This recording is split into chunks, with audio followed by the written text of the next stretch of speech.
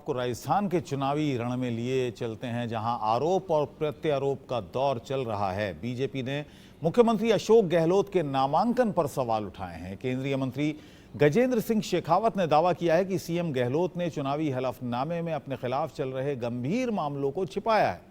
इनमें जमीन घोटाला और किसी के घर में जबरन प्रवेश करने से संबंधित मामले शामिल हैं।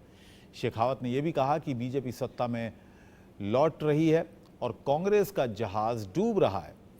बीजेपी के राज्यसभा सांसद सुधांशु त्रिवेदी ने कहा कि कांग्रेस की 7 गारंटी हैं। पेपर लीक की गारंटी, महिलाओं पर अत्याचार, दलितों पर अत्याचार, अपराधियों की दबंगई, दंगाइयों की रैली, भ्रष्टाचार की गारंटी और किताबों में मुगलों को महान लिखने की गारंटी।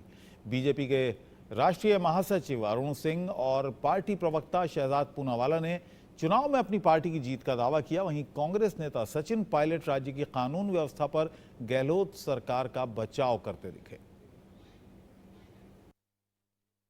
मुख्यमंत्री अशोक गहलोत जी ने जो अपना आगामी चुनाव के लिए नामांकन पत्र दाखिल किया है, उस नामांकन पत्र में उन्होंने उनके विरुद्ध चल रहे 2 ऐसे केसेस जो संज्ञेय अपराधों के तहत चल रहे हैं, एक जमीन घोटाला और दूसरा लूट, जबरन किसी के घर में प्रवेश और महिला की इज्जत के साथ में खिलवाड़, इन सब जैसे सेक्शंस के तहत दर्ज हुआ है। उन दोनों में उनकी भूमिका को लेकर के जो केसेस हैं उनको छुपाया है। वहीं केंद्रीय मंत्री गजेंद्र सिंह शेखावत ने दावा किया कि राजस्थान में कांग्रेस पार्टी का जहाज डूब रहा है और बीजेपी सत्ता में लौट रही है। हजारों लोग भारतीय जनता पार्टी के परिवार में सम्मिलित हो रहे हैं। ये इस बात का इनको इंगित करता है, इस बात का द्योतक है कि भारतीय जनता पार्टी सरकार में आ रही है और कांग्रेस का जहाज डूब रहा है। और उस डूबते हुए जहाज में से कांग्रेस पार्टी के कई बड़े नेता छोड़ करके भारतीय जनता पार्टी परिवार में सम्मिलित हो रहे हैं। विष्णु जी तो वैसे हमारे अपने ही थे, एक बार फिर घर वापसी उनकी हुई है।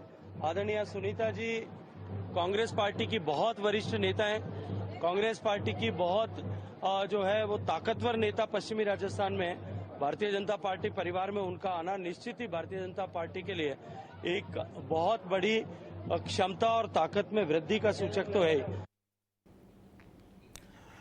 बीजेपी सांसद सुधांशु त्रिवेदी ने राजस्थान की कानून व्यवस्था पर सरकार को घेरने की कोशिश की।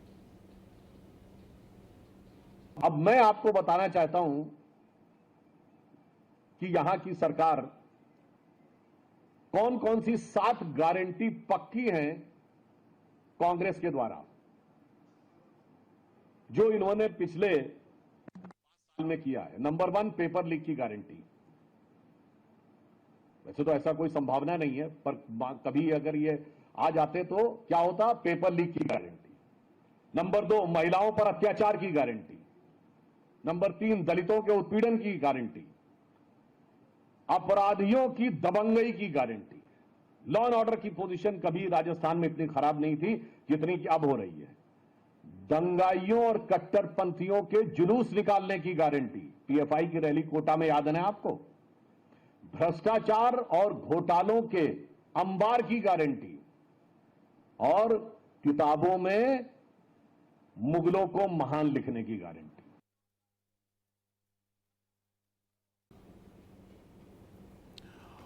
और भारतीय जनता पार्टी के नेता अरुण सिंह क्या कुछ कह रहे हैं, ये भी आपको सुनवाते हैं। में भारतीय जनता पार्टी ने आज घर घर संपर्क का अभियान की शुरुआत की है और हर गली, हर मोहल्ला में जाकर के प्रत्येक व्यक्तियों से मिल करके उनसे निवेदन करें कि भारतीय जनता पार्टी की सरकार बनाए, वहां के स्थानीय विधायक को जिताएं, क्योंकि यहाँ पे वो राजस्थान में एक चौमुखा विकास करने वाली सरकार चाहिए। वो भारतीय जनता पार्टी के माध्यम से ही संभव है। और अब कांग्रेस की तरफ से पलटवार भी आपको दिखाते हैं। कांग्रेस नेता सचिन पायलट ने राजस्थान में कानून व्यवस्था को लेकर बीजेपी के आरोपों पर अपनी सरकार का बचाव किया। राजस्थान में हम लोगों ने एफआईआर रजिस्ट्रेशन कंपलसरी कर दिया है। मतलब हम छुपा नहीं रहे हैं किसी बात को। अगर कुछ दुर्घटना होती है या शोषण कहीं होता है, महिलाओं से अत्याचार होता है, तो उस पर तुरंत एक्शन हम लोग ले रहे हैं। अब बाकी आप मध्य प्रदेश को, उत्तर प्रदेश को तुलना करेंगे तो राज्यों में स्थिति स्टेट गवर्नमेंट का होता है रिस्पॉन्सिबिलिटी लॉ एंड ऑर्डर की, लेकिन राजस्थान में जहां जहां ऐसा हुआ है तुरंत कार्रवाई हम लोगों ने करी है। कई जगहों पे लोग छुपाते हैं आंकड़े कम दिखाने के लिए, एफआईआर रजिस्टर नहीं होती हैं, पुलिस मामले को दबा देती है। यूपी में कई बार हमने देखा है, लेकिन राजस्थान में सच्चाई सामने आ रही है और लगातार हम कोशिश कर रहे हैं कि इस पर अंकुश कैसे लगाया जा सकता है।